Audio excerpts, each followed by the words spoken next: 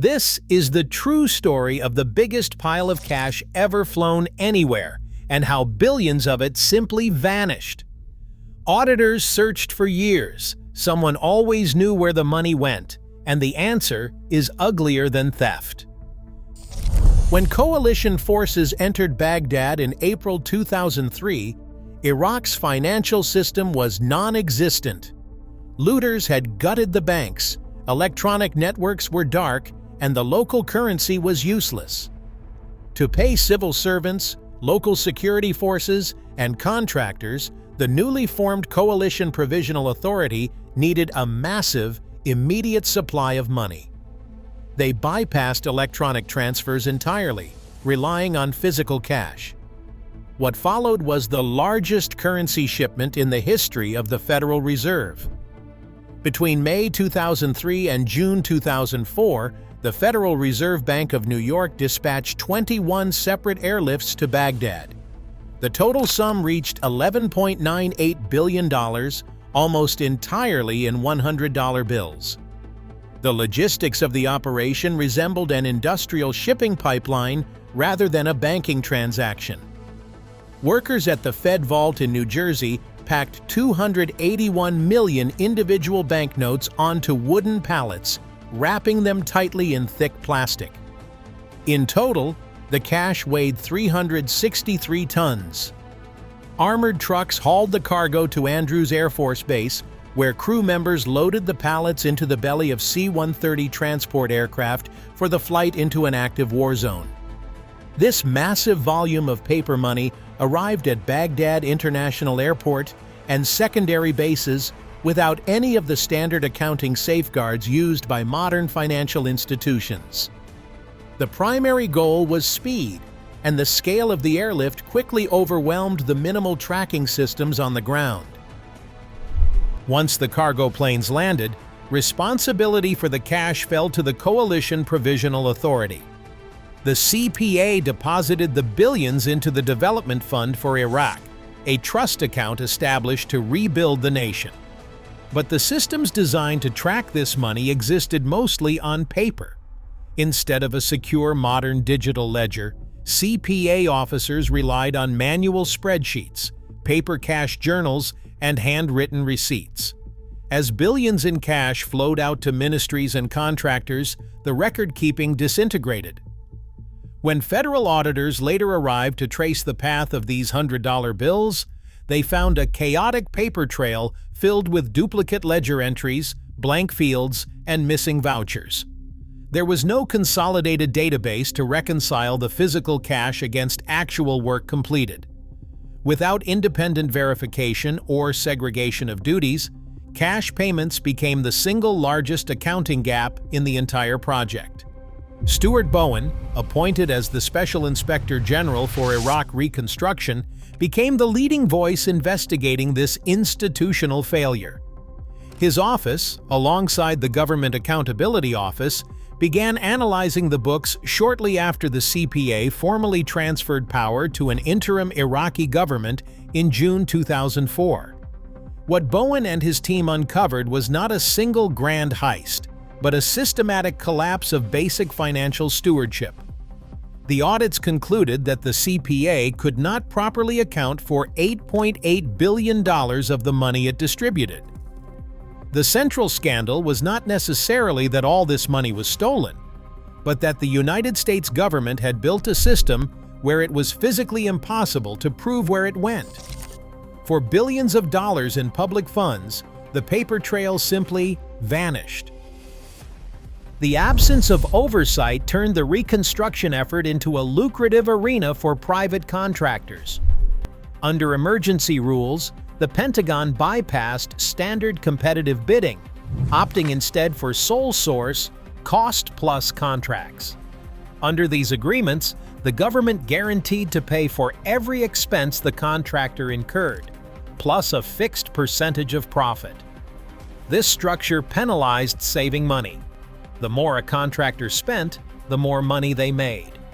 At the center of this contracting boom sat Kellogg, Brown, and Root, a subsidiary of Halliburton. In March 2003, the Army Corps of Engineers handed KBR the Restore Iraqi Oil contract, a sole source award valued at $7 billion. The decision drew immediate internal resistance. Bunnateen Greenhouse, the chief contracting officer for the Corps of Engineers, formally protested the award. She warned officials that KBR had been allowed to sit in on Pentagon planning meetings and help draft the very contract they were later given. Greenhouse called it the most blatant contract abuse she had ever witnessed. Her objections were ignored, and she was quickly demoted. With competition removed, billing irregularities escalated. Defense Contract Audit Agency inspectors later discovered KBR was billing the Pentagon for 42,000 meals a day at a base in Kuwait, despite serving only 14,000. Halliburton eventually repaid $27.4 million to settle claims for these phantom meals. Elsewhere, the cost of rebuilding a bridge over the Tigris River ballooned from an initial $5 million estimate to a final invoice of $100 million. Under these emergency rules, political access outranked proof of completed work. Once the pallets were sliced open, the cash was stuffed into canvas duffel bags, cardboard boxes, and plastic footlockers for distribution. The physical reality of handling millions of dollars became incredibly casual. In the field, young soldiers and low-level administrators suddenly held direct, unsupervised access to fortunes that could buy entire city blocks back home. With so much paper moving through so many hands, a dangerous culture took root. When cash is handed out in stacks from the back of a Humvee, it begins to lose its value. To some on the ground, the money started to feel like nothing more than monopoly paper, and the temptation proved irresistible. In 2009, federal prosecutors indicted Michael Nguyen, an Army officer who helped distribute funds to local projects. Investigators discovered Nguyen had skimmed $690,000 in cash, packing the bills into boxes and mailing them to his family's home in Oregon. Elsewhere, a Marine gunnery sergeant was convicted of stealing $43,000. He stuffed the stolen cash into a military footlocker, hiding the bills underneath folded American flags before attempting to ship it home. These were not sophisticated white-collar schemes. They were simple grab-and-go thefts, born of a system that made physical currency so abundant it was practically begging to be taken. Oversight had not just failed, it had become a practical joke. The final invoice for the Iraq War extended far past the reconstruction budget. When independent public cost studies compiled the entire ledger, the total price tag for the conflict climbed past $2 trillion. To put that into perspective, $2 trillion is enough to pay off the mortgage of every single homeowner in Chicago, Houston, and Los Angeles combined.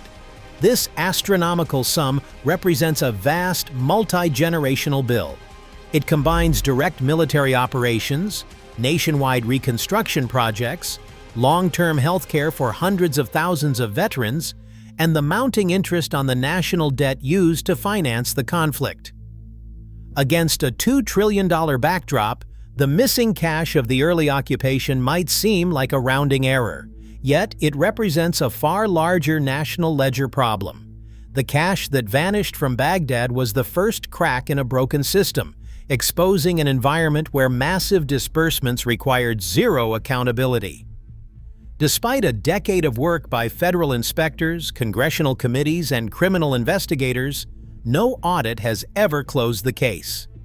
The Special Inspector General for Iraq Reconstruction quietly closed its doors in 2013, leaving the files behind. The paper trails remain cold, the ledgers remain unreconciled, and the missing billions are officially gone. In the end, the true cost of the war includes both the recorded expenses and the massive sums allowed to disappear without a trace. Subscribe to the channel to help us expose more of history's biggest financial cover-ups. Today, the financial blueprint designed in Baghdad remains intact for the next conflict. The real heist wasn't the missing cash. It was proving that in modern warfare, accountability is optional, and chaos is highly profitable. Subscribe to uncover more of history's greatest financial crimes.